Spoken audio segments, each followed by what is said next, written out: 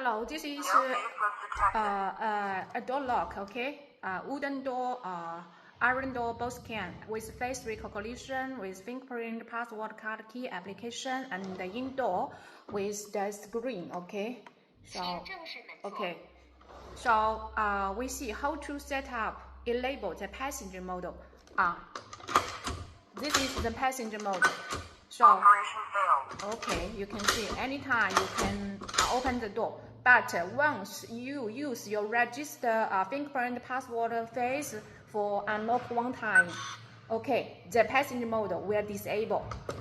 Okay, you see, it's disabled. You see, and one feature is the digital zero will beep, something like this. So again, use your register fingerprint password card for unlock. Okay. The lock has been unlocked. So now press 5 and the key, okay, and wait some seconds, okay. The digital zero will beeps, beeps, beeps. So now you can see it's the passenger mode already set up. It's enabled the passenger mode, okay, something like this. And the waiter, the digital zero is disappear and then still keeps in the passenger mode. So you can. But if you want to disable this passenger mode, so use your register user information, something fingerprint password for unlock. Okay, will disable this feature. Operation failed.